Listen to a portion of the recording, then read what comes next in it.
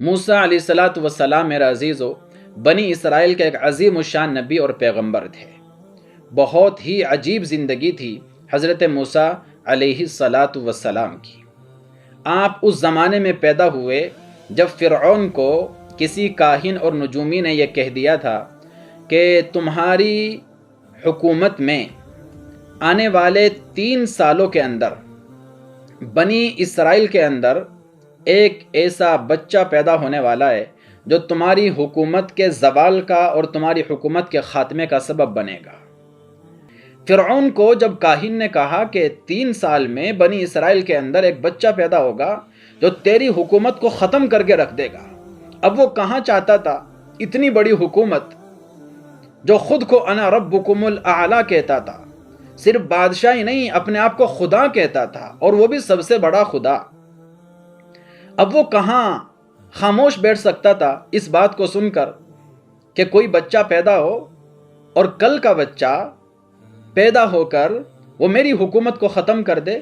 اس لیے اس نے بنی اسرائیل کے تمام گھرانوں میں پہرے لگوا دیے، اپنے فوجی بٹھا دیے ہر گھر کے باہر۔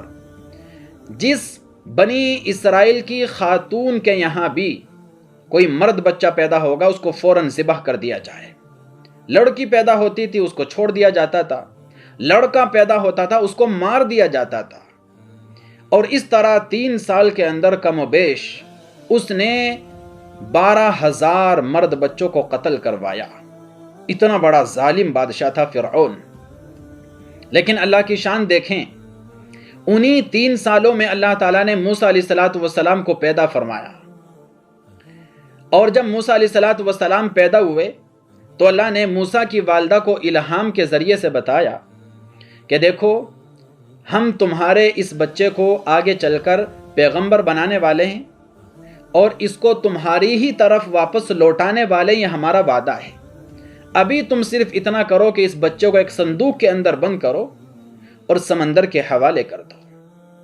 موسیٰ علیہ الصلوۃ والسلام کی والدہ نے جیسے ہی آپ پیدا ہوئے آپ کو ایک صندوق کے اندر ڈالا اور اللہ کے حکم کے مطابق جو ہے سمندر کے حوالے کر دیا۔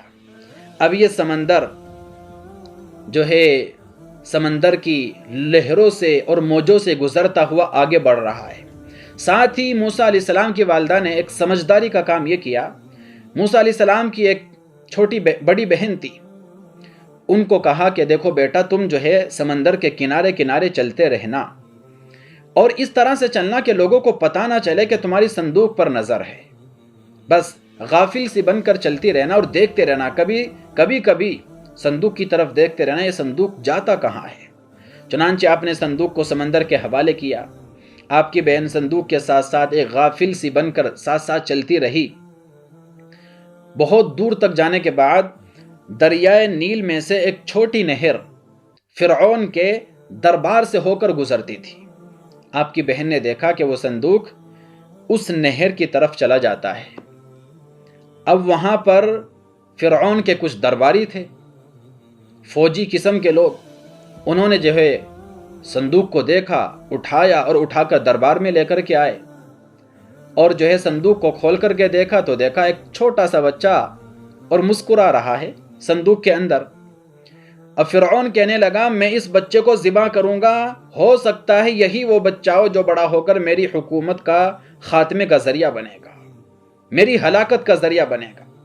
لیکن اللہ کی شان، فرعون کی بیوی آڑے آ گئی، حضرت آسیہ رضی اللہ عنہا، کہنے لگی تمہارا دماغ کچھ خراب ہو گیا ہے، چھوٹا سا بچہ ہے، معصوم بچہ ہے، یہ تو اللہ نے ہمیں دیا، یہ تو گفٹ ہے، یہ تو اللہ کی طرف سے ہمارے لیے گفٹ ہے۔ دیکھو آج تک ہمارے یہاں کوئی بچہ پیدا نہیں ہوا، اللہ تعالیٰ نے ہو سکتا ہے بچہ اس لیے دیا ہو کہ ہم اس کو گود کا اپنا بیٹا بنا لیں، اس کو پال لیں، اسی کو اپنا بچہ بنا لیں، میں اس کو ہرگز قتل نہیں ہونے دوں گی۔ حضرت آسیہ آڑے آ گئی۔ اب شوہر کو بیوی کی ماننی پڑتی ہے، چہیتی بیوی تھی، بہت سمجھایا فرعون نے، لیکن نہیں مانی، کہا کہ میں اس کو اپنا بچہ بناؤں گی، تم بناؤ نہ بناؤ میں اپنے پاس رکھوں گی، اپنا جو ہے اس کو منہ بولا بیٹا بناؤں گی، میں اس کو قتل نہیں ہونے دوں گی۔ اب وہاں پر جو ہے آہستہ آہستہ آس پاس کے لوگ بھی اکٹھے ہو گئے، بھیڑ لگ گئی کہ بھائی فرعون کے محل کے اندر ایک صندوق کے اندر سے ایک بچہ پایا ہے، بچہ ملا ہے، اور بہت ہی حسین اور خوبصورت بچہ، صحت مند تندرست بچہ۔ آپ کی جو بہن تھی وہ بھی آہستہ آہستہ تماشائی بن کر محل کے اندر چلی گئی دیکھنے کے لیے۔ اب مسئلہ پیش آیا، موسیٰ علیہ السلام کو دودھ کون پلائے؟ کسی دائے کو بلایا، آپ نے اس کو بھی منہ نہیں لگایا۔ گائے کا دودھ پلایا، اس کو منہ نہیں لگایا۔ بھینس کا پلایا، اس کو منہ نہیں لگایا۔ اونٹنی کا دودھ پلایا، اس کو منہ نہیں لگایا۔ جس کا بھی دودھ آپ کو پلایا جاتا، آپ کسی کا بھی دودھ اپنے منہ کو نہیں لگاتے۔ تو یہ جو موسیٰ علیہ السلام کی بہن تھی، اس نے کہا کہ ہمارے محلے کے اندر ایک عورت رہتی ہے، مجھے لگتا ہے کہ اگر آپ اس عورت کو بلائیں اور اس کا دودھ پلائیں تو شاید یہ بچہ اس کا دودھ پی لے۔ اب فرعون نے کہا بھائی جلدی سے بلا کر کے لاؤ، بچہ بہت پریشان ہے، رو رہا ہے بھوک کی وجہ سے۔ اب یہ بھاگی گئی، اپنی والدہ کو بلا کر کے لائی۔ اب موسیٰ علیہ السلام کی والدہ آئی، جیسے ہی دودھ پلانا چاہا تو فوراً سینے سے لگ گئے اور دودھ پینا شروع کر دیا۔ اب فرعون کہتا ہے کہ دیکھو بی بی، آج سے تم ہمارے دربار میں رہو گی، تمہیں تنخواہ بھی دی جائے گی، غذا بھی دی جائے گی، سب کچھ عیش و آرام کی تمام چیزیں تمہیں ملیں گی، اور یہاں رہ کر اس بچے کو پالو اور اس بچے کو روزانہ دودھ پلاؤ۔ آپ کی والدہ نے کہا نہیں، میرے سے یہ نہیں ہوگا، میں اپنا گھر بار چھوڑ کر یہاں نہیں آ سکتی ہوں، مجھے تو اور بھی اپنے گھر میں کام رہتے ہیں، اگر تم نے اپنے بچے کو دودھ پلانا ہے اس کو میرے پاس چھوڑ دو، اور ہفتہ 10 دن میں جب بھی تمہارا دل کرے اس کو لے کے آ جاؤ، یا وہیں پر دیکھ کے آ جاؤ میرے پاس، باقی میں یہاں مستقل رہ کر یہ کام نہیں کر سکتی۔ اب بیچارہ اب فرعون کم بخت کرتا تو کیا نہ کرتا، کہا کہ ٹھیک ہے بی بی ایسا ہی کر لو۔ اب دیکھو اللہ تعالیٰ نے موسیٰ علیہ السلام کو بھی لوٹا دیا، تنخواہ بھی لگوا دی، سرکاری تنخواہ سرکاری وظیفہ بھی ملنے لگا، عیش و آرام بھی ملنے لگی، اور جو ہے ایک عزت بھی مل گئی کہ بھائی بادشاہ کا بچہ ہے اور یہ عورت اس کو دودھ پلاتی ہے۔ اس طریقے سے اللہ تعالیٰ نے اپنا وعدہ پورا فرما دیا، اور موسیٰ علیہ السلام اپنی ماں کا دودھ پیتے رہے، اور اس طریقے سے اپنی ماں کی گود کے اندر ہی موسیٰ علیہ السلام پرورش پاتے رہے۔